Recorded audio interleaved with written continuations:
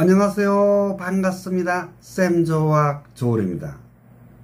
쌤조학은 통합과학적인 관점에서 21세기 우리의 건강을 체계적으로 잘 관리할 수 있는 방안을 같이 찾아가고자 합니다.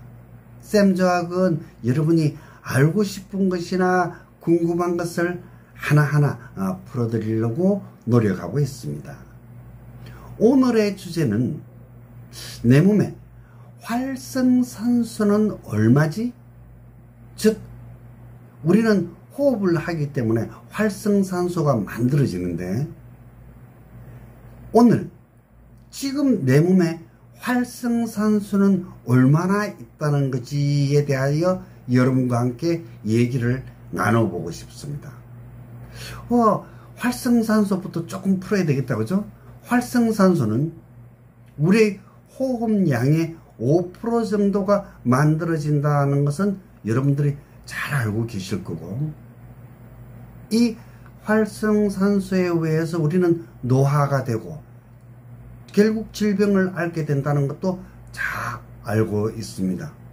그래서 우리 몸은 활성산소로부터 우리 몸을 보호할 목적으로 항산화 효소를 개발해 가지고 방어를 하고 있는데, 생산되는 항산화 효소가 부족해 가지고 우리는 외부적으로 항산화 물질을 추가적으로 복용하고 있는 실태거든요. 인류는 그렇게 쭉 돼 왔었다는 얘기죠. 이것을 쉽게 얘기하면 딱 간단하게, 우리는 활성산소에 의해서 문제가 되는데, 그것은 활성산소는 우리 호흡량의 5% 정도가 만들어진다. 그리고 체내에서는 항산화 효소를 개발해서 방어를 하고 있지만 그 양이 미진해 가지고 외부적으로 항산화 물질을 통하여 우리는 우리의 생명을 연장하고 건강을 유지하도록 노력을 하고 있다. 이게 가장 큰 맥락이죠. 여기서 우리가 활성산소는 어떤 산소냐는 얘기가 굉장히 궁금하겠죠. 활성산소, 그냥 활성화된 산소, 반응성이 큰 산소, 못 알아들으겠죠. 이해가 됩니다. 근데 제가 가장 쉬운 얘기를 드릴게요. 불완전한 산소.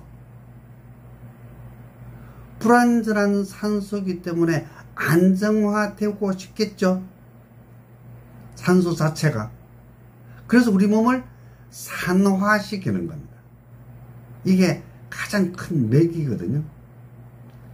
대기 속에 있는 산소는 안정된 산소였는데 우리가 호흡을 해서 들어와서 인체 내의 대사 과정에서 95%는 우리 몸을 위해서 잘 쓰게 되고 5% 정도는 대사 과정에서 불완전한 산소 상태로 머무르게 되는 것이 우리가 얘기했던 활성산소라는 겁니다. 그래서 지난번에 제가 활성산소에 대해서 4가지 정도를 말씀을 드렸거든요. 그중에 첫 번째가 수폭사이드 라디칼이었고, 두 번째가 과산화수소, 세 번째가 일중항산소였거든요. 그리고 혹여나 네 번째 제가 언급했던 걸 기억하고 계시는 분이 있는지 모르겠네요. 네 번째가 하이드록실 라디칼이라고 얘기했죠. 하이드록실 라디칼.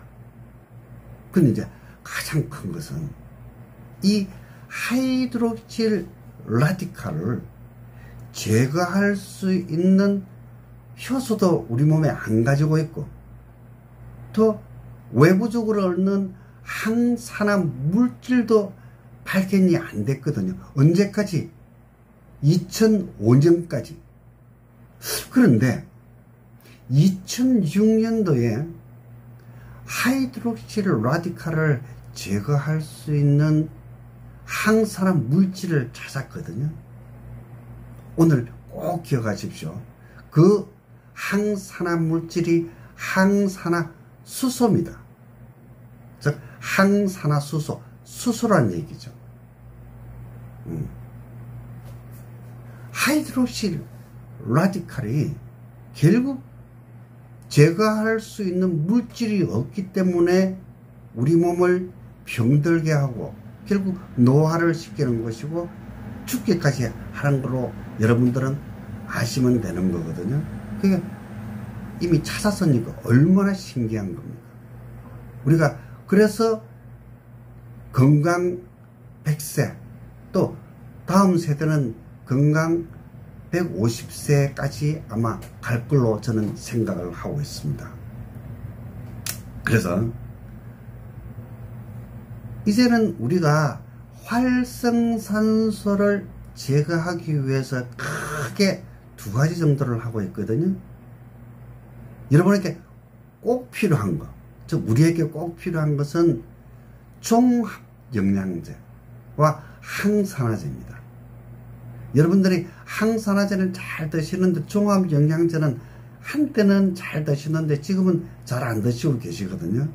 그런데 종합영양제를 드셔야만이 영양실조에 안 걸릴 수 있다고 여러분 스스로가 딱 명심하십시오.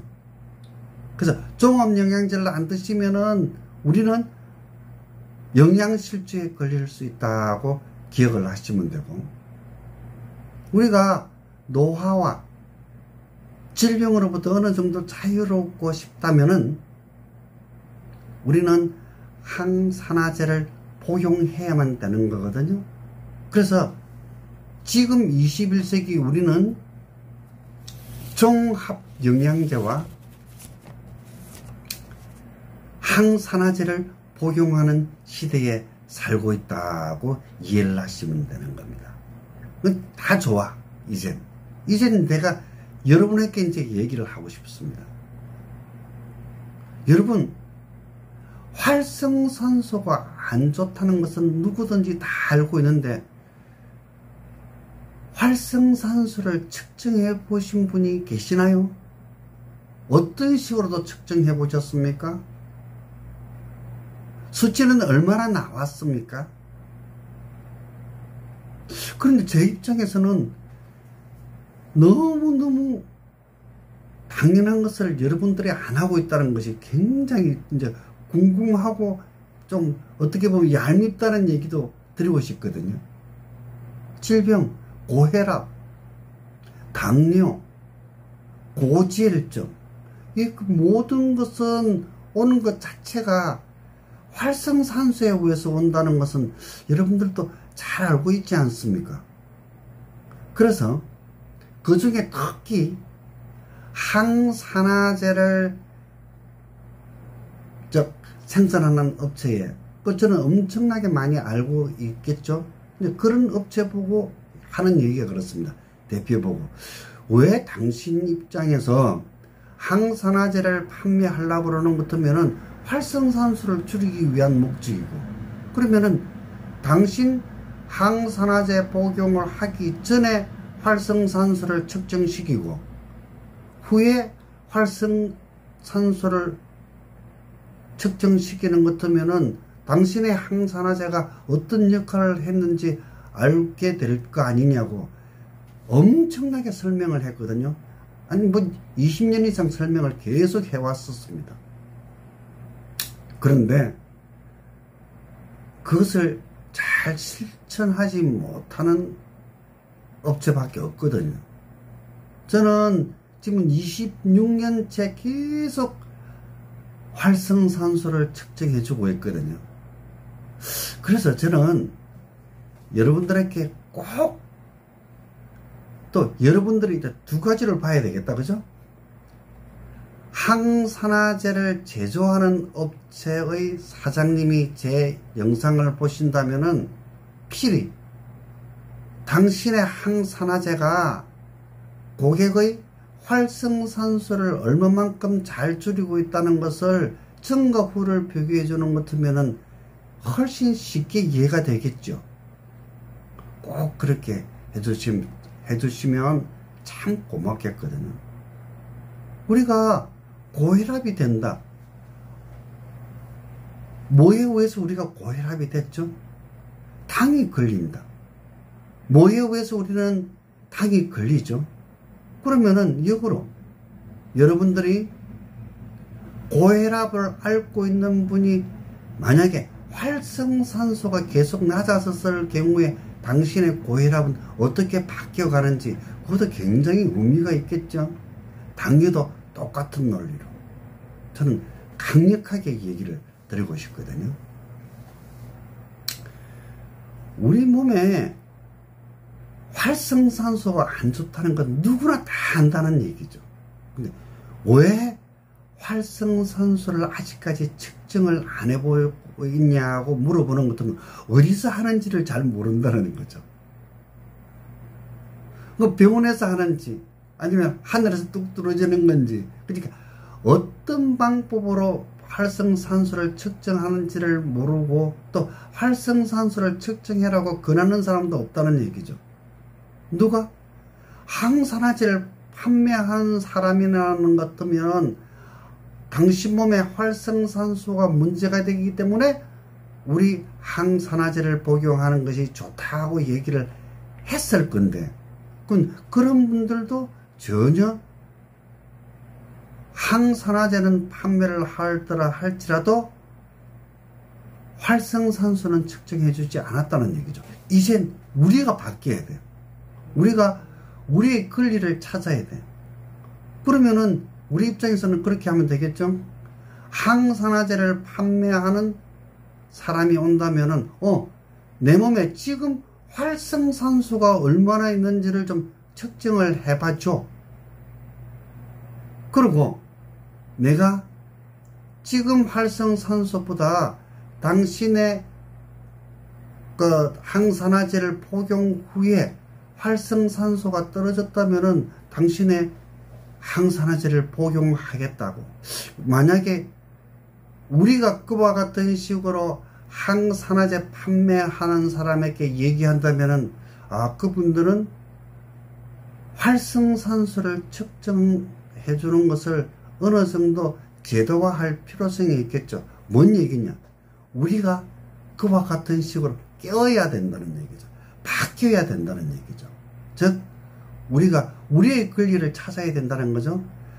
활성산소를 낮추기 위해서, 즉 노화와 질병으로부터 우리 몸을 보호하기 위해서 항산화제를 복용하는데 지금 한 5가지 정도를 복용하고 있는데, 그에 대한 전과 후가 있으면 우리는 복용 안 할 이유가 없겠죠. 왜? 내가 노화로부터 좋게 되고 질병으로부터 자유롭게 되는데 내가 왜 안 하겠습니까? 당연하게 않습니까? 그죠? 그래서 우리 스스로가